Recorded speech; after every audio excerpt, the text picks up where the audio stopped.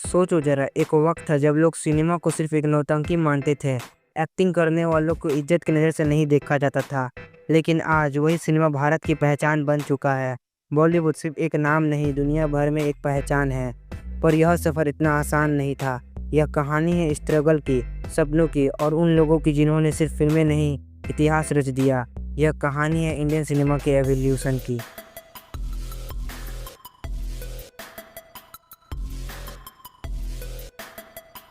साल था 1913, जब भारत में एक आदमी ने एक सपना देखा। उनका नाम था दादा साहब फाल्के, जिन्हें आज हम भारतीय सिनेमा का जनक कहते हैं। फाल्के साहब ने विदेशी फिल्में देखी और सोच लिया कि यही जादू हमें हिंदुस्तान लाना है। उन्होंने अपनी नौकरी छोड़ी, परिवार की सारी पूंजी लगा दी, यहाँ तक कि अपनी पत्नी के गहने भी बेच डाले, सिर्फ एक कैमरे और फिल्म बनाने की चाह में। और इसी जुनून का नतीजा था भारत की पहली लेंथ वाली फुल मूवी राजा हरिश्चंद्र। सोचिए, उस समय ना बिजली थी ना साउंड रिकॉर्डिंग। ये एक मुख्य फिल्म थी, यानी पर्दों पर सिर्फ कैरेक्टर्स अपनी आंखें या अपने हाव भाव से कहानी कहते थे। बैकग्राउंड में ऑर्केस्ट्रा या ढोल ताशे बजते थे और स्क्रीन पर लिखे टेक्स्ट से कहानी आगे बढ़ती थी। लोग जब हरिश्चंद्र को देखते तो हैरान रह जाते थे। उन्हें समझ में नहीं आता था कि ये चलती फिरती तस्वीरें कैसी बनी हैं। कुछ बच्चे तो डर कर रोने लगते, कुछ बड़े आश्चर्य से तालियां बजाते थे। लोग इस जादू को देखने के लिए मीलों दूर पैदल आते थे। राजा हरिश्चंद्र के बाद भी कई फिल्में बनी। Kitchen the burned, life of Asia जैसी फिल्में। ये फिल्में सिर्फ मनोरंजन नहीं थी, ये भारत के लोगों के लिए एक नई दुनिया थी, जहां वे अपनी रोज़मर्रा की ज़िंदगी से निकलकर एक जादुई लोक में खो जाते थे, जहां राजकुमार राजकुमारी या राजा महाराजा देवी देवता थे। यह एक ऐसी आधार था जिस पर आने वाले वक्त में भारतीय सिनेमा की मजबूती इमारत खड़ी होने वाली थी। और फिर 14 मार्च 1931 मुंबई के मैजेस्टिक सिनेमा में एक ऐसा जादू हुआ जिसने सब कुछ बदल दिया। सोचिए, लोग चुपचाप तस्वीरें देख रहे हैं और अचानक पर्दों पर से आवाज़ आती है। एक एक्टर डायलॉग बोलता है और फिर गाना शुरू होता है। थिएटर में बैठे लोगों की चीखें निकल गई। लोग अपनी सीटों पर उछल पड़े, कुछ लोग तो डर कर भाग गए। यह थी भारत की पहली बोलती फिल्म आलम आरा। उस फिल्म का पहला डायलॉग था, दे दे खुदा के नाम पर प्यारे। यह डायलॉग सिर्फ एक डायलॉग नहीं था, यह एक ऐतिहासिक गर्जना थी जिसने सिनेमा को हमेशा के लिए बदल दिया। आवाज़ के आने से भारतीय सिनेमा में क्रांति आ गई। अब सिर्फ एक्टिंग नहीं, बल्कि डायलॉग डिलीवरी और गाने भी ज़रूरी हो गए। आलम आरा में 7 गाने थे और उन गानों ने रातों रात धूम मचा दी। हर फिल्म में कम से कम 10 से 12 गाने होने लगे और गानों के बोल, उनकी धुनें लोगों को जुबान पर चढ़ गई। इम्पीरियस फिल्म्स जैसे स्टूडियोज तेजी से बने और एक्टर रातों रात स्टार बन गए। आलम आरा के बाद इंद्र सभा जैसी फिल्में आई जिसमें 70 से ज़्यादा गाने थे। फिल्में अब सिर्फ कहानियाँ नहीं सुनाती थी, वह समाज का आईना बन गई। उस वक्त की सामाजिक बुराइयों, आज़ादी की लड़ाई की भावना और आम आदमी की ज़िंदगी को फिल्मों में दिखाया जाने लगा। जैसे अछूत कन्या ने जाति प्रथा पर बात की। सिनेमा अब सिर्फ मनोरंजन नहीं रहा, बल्कि लोगों की आवाज़ और समाज सुधार का जरिया बन गया था।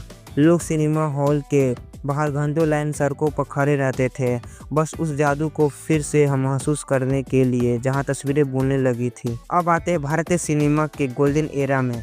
लगभग 1940 से लेकर 1960 के दशक के अंत तक का दौर। ये वो वक्त था जब भारतीय फिल्में सिर्फ मनोरंजन नहीं, बल्कि कला का एक उच्च रूप थी। इस दौर ने ऐसे फिल्म मेकर्स और एक्टर्स दिए जिनकी विरासत आज भी जिंदा है। गुरु दत्त जैसे दूरदर्शी निर्देशक ने प्यासा जैसी फिल्में बनाई, जो समाज के पाखंड और एक कलाकार के अकेलेपन को इतनी गहराई से दिखाती थी कि आज भी ये भारतीय सिनेमा की मास्टरपीस मानी जाती है। उनकी कागज़ के फूल सिनेमा के अंदर सिनेमा की कहानी की रहती है, जो अपने समय से बहुत आगे थी। दूसरी तरफ राज कपूर थे, जिन्हें शोमैन कहा जाता था। उनकी फिल्में जैसे आवारा और 420 आम आदमी के सपनों, उसकी बेबसी और सबके जज्बे को पर्दे पर उतारती थी। उन्होंने चार्ली चैपलिन से प्रेरणा लेकर आवारा में एक आवारा लड़की का किरदार निभाया था, जो पूरी दुनिया में पॉपुलर हुआ था। ये फिल्में सिर्फ भारतीय में नहीं, बल्कि रूस और चीन जैसे देशों में भी पूरी सुपर डुपर हिट थी, जिन्होंने भारतीय सिनेमा को ग्लोबल गेम बना दिया। दिलीप कुमार अपनी गंभीर और इंटेंस एक्टिंग के लिए ट्रेजेडी किंग कहलाए। खासकर देवदास और नए दौर जैसी फिल्मों में उनकी एक्टिंग ने किरदारों को जीवित कर दिया। नरगिस ने मदर इंडिया में एक माँ का ऐसा किरदार निभाया जो आज भी भारतीय नारी शक्ति का प्रतीक है और यह फिल्म ऑस्कर के लिए नॉमिनेट हुई थी। मीना कुमारी अपनी दर्द भरी आंखों और भाविक परफॉर्मेंस से ट्रेजेडी क्वीन कहलाई तो मधुबाला अपनी बेमिसाल खूबसूरती और अधिकारी से मुगले आजम जैसी भावी फिल्मों की जान बन गई। इस दौर में संगीत का भी जादू था। लता मंगेशकर, मोहम्मद रफ़ी, किशोर कुमार, आशा भोसले, मुकेश जैसे महान गायकों ने फिल्मों के गानों को घर घर पहुंचा दिया। लग जा गले, क्या हुआ तेरा वादा, आवारा हूँ, ये सिर्फ गाने नहीं थे, ये हर भावना के साथी थे। लोग इन गानों को ग्रामोफोन पर घंटों सुनते थे। इस दौर में फिल्मों की साहित्य, समाजशास्त्र और दर्शन सब कुछ था।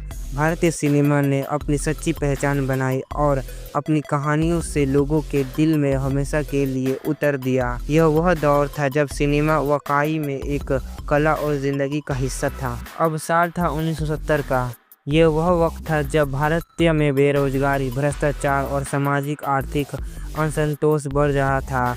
आम आदमी सिस्टम से नाराज था, थक चुका था और इस नाराजगी को पर्दे पर उतारा एक ऐसे हीरो ने जो उस वक्त तक संघर्ष कर रहा था, अमिताभ बच्चन। उन्होंने एंग्री यंग मैन का अवतार लिया। जंजीर फिल्म से शुरू हुआ ये सफर दीवार, शोले, डॉन जैसी फिल्मों के साथ एक ऐतिहासिक लेजेंड बन गया। अमिताभ बच्चन ने दिखला दिया कि हीरो सिर्फ गाना गाने और हीरोइन के पीछे भागने के लिए नहीं होता, वो सिस्टम से टक्कर भी ले सकता है, अन्य के खिलाफ भी आवाज़ उठा सकता है। उनके लंबे कद, दमदार आवाज़ और आंखों में इंटेंसिटी को लोगों को दीवाना बना दिया। उनके डायलॉग्स बच्चों बच्चों की जुबान पर थे। आज मेरे पास गाड़ी है, बंगला है, पैसा है, तुम्हारे पास क्या है, मेरे पास माँ है।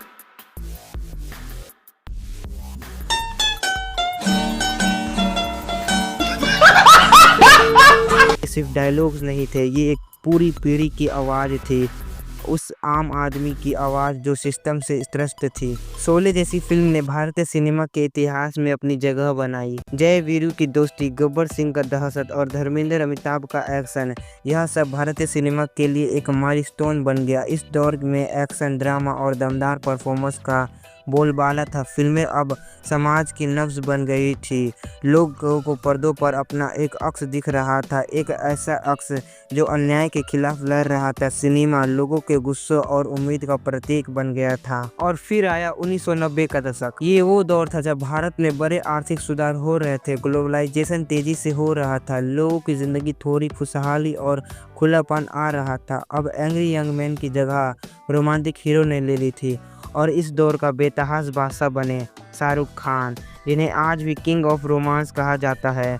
उनकी दिलवाले दुल्हनिया ले जाएंगे ने प्यार, परिवार और एनआरआई दर्शकों के दिल में एक खास जगह बना ली। यह फिल्म 25 साल से ज़्यादा एक समय तक एक ही थिएटर में चल रही थी। यह अपने आप में एक रिकॉर्ड है। आमिर खान कयामत से कयामत तक से लेकर एक मासूम रोमांटिक हीरो के तौर पर अपनी जगह पहचान बना चुके थे और सलमान खान मैंने प्यार किया से सीधे सबके दिल में उतर गए।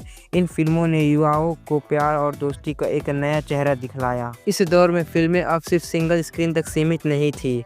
शहरों में मल्टीप्लेक्स आने लगे थे जहां दर्शक बेहतर साउंड और बैठने की सुविधा के साथ फिल्म देख सकते थे। फिल्मों में विदेशों की शूटिंग करना आम हो गया था, जिससे फिल्में और भी ग्रैंड और विजुअली अपीलिंग लगने लगी थी। गाने और डांस का लेवल और भी ऊपर चला गया था। अब फिल्में बड़े बजट के म्यूजिकल एक्स्ट्रा वैगना बनने लगी थी। यह सिनेमा अब सिर्फ भारतीय दर्शकों के लिए नहीं बल्कि दुनिया भर में रहने वाले भारतीयों के भी अपनी जड़ों से जरूर रहा था। यह सिर्फ बॉलीवुड नहीं था, क्षेत्रीय सिनेमा जैसे तमिलनाडु, तेलुगु, मलयालम और बंगाली सिनेमा ने भी अपनी पहचान बनाना शुरू कर दिया था और बॉम्बे इरुवर जैसी फिल्मों हिंदी दर्शकों के बीच भी पॉपुलर होने लगी थी। यह वह दौर था जब भारतीय सिनेमा ज़्यादा भव्य, ज़्यादा ग्लैमर और ज़्यादा एक्टिंग हो गया था। और अब आया है वो दौर जहां सिनेमा की कोई भाषा नहीं है। यह है पैन इंडिया फिल्मों का उदय। यह एक क्रांति थी जिसने यह साबित कर दिया कि कहानी में दम हो तो भाषा कोई मायने नहीं रखती है। साउथ इंडियन सिनेमा ने हिंदी दर्शकों को एक नया अनुभव दिया। एस राजामौली की बाहुबली सीरीज ने जब बॉक्स ऑफिस पर हजारों करोड़ कमाए तो लोगों ने देखा कि भारतीय सिनेमा की बहुत कहानी कह सकता है। इसके विजुअल्स, ग्रैंडरी ने और कहानी के ने दर्शकों को मंत्रमुग्ध कर दिया। केजीएफ चैप्टर 1 और 2 ने प्रशांत नील जैसे डायरेक्टर्स और यश जैसे स्टार को एक नेशनल आइकन बना दिया। रॉकी भाई का स्वैग और उनके दमदार डायलॉग्स ने पूरे भारत में धूम मचा दी। और फिर एस राजामौली की एक और मास्टरपीस है RRR। इस फिल्म ने तो पूरी दुनिया में धूम मचा दिया। इसके गाने नातू नातू ने ऑस्कर अवार्ड जीता और फिल्म ने हॉलीवुड के बड़े डायरेक्टर्स को भी हैरान कर दिया। यह सिर्फ हिंदी सिनेमा का उदय नहीं था, यह तमिल, तेलुगु, कन्नड़ा, मलयालम और बंगाली सिनेमा का भी उदय था, जो अब अपनी दमदार कहानियाँ, विजुअल्स, ग्रैंडियर, इनोवेटिव मेकिंग और ज़बरदस्त परफॉर्मेंस से हिंदी सिनेमा को भी टक्कर दे रही थी। भाषा की दीवारें टूट चुकी थी। भारतीय सिनेमा अब सिर्फ भारत में नहीं बल्कि ग्लोबल स्टेज पर अपनी जगह बना रहा है। और आखिर में वो गेम चेंजर आया जिसने सिनेमा देखने के तरीकों को हमेशा के लिए बदल दिया। ओटीटी प्लेटफॉर्म्स कोविड-19 महामारी के दौरान तो इसने एक लाइफलाइन का काम किया। अब फिल्में और वेब सीरीज़ देखने के लिए आपको सिनेमा हॉल जाने की ज़रूरत नहीं। आप अपने फ़ोन पर, अपनी टैबलेट पर, अपने स्मार्ट टीवी पर कभी भी कहीं भी कुछ भी देख सकते हैं।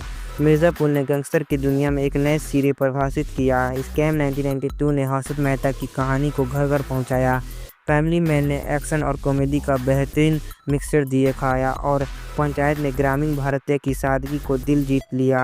इन वेब सीरीज़ ने न सिर्फ बड़े स्मार्ट को नए सिरे पर पेश किया बल्कि नए एक्टर्स और नए कहानीकारों को भी एक बड़ा मंच दिया जिन्हें शायद पहले मौका नहीं मिलता था। ओटीटी प्लेटफॉर्म्स ने को ज़्यादा आज़ादी दी और वो ऐसे विषय भी चुन सकते थे जिन्हें अब शायद बड़े पर्दे पर भी फिल्में बनाना मुश्किल होता था। इसने सिर्फ मेट्रो शहरों पर तक ही नहीं बल्कि छोटे शहरों और जहां थिएटर कम थे दर्शक और ग्लोबल कंटेंट के साथ साथ अपनी रीजनल भाषाओं में भी बेहतरीन कंटेंट देख सकते थे। तो दोस्तों, भारतीय सिनेमा का यह सफ़र सिर्फ फिल्मों का सफ़र नहीं, यह हर भारतीय के सपनों का सफ़र है। यह उस हिम्मत की कहानी जिसने मुश्किलों के बावजूद कैमरों को चालू रखा। यह उस कला का सम्मान है जिसने हर पीढ़ी को कुछ नया दिया है और हर दर्शक के दिल में एक खास जगह बनाई है। मुख्य फिल्मों से लेकर आवाज़ वाली फिल्मों तक, ब्लैक एंड वाइट से लेकर रंगीन तक, सिंगल स्क्रीन से मल्टीप्लेक्स और फिर ओटीटी तक, भारतीय सिनेमा ने हर बदलाव को गले से लगाया और हर बार पहले से ज़्यादा मजबूत होकर उभरा है। ये अगर वीडियो आपको पसंद आई होगी तो वीडियो को लाइक कीजिएगा और हमारे चैनल को सब्सक्राइब करना मत भूलिएगा। अगर आपको इस तरह की वीडियो पसंद है तो अगर आप हमें कमेंट कर सकते हैं नेक्स्ट वीडियो के लिए।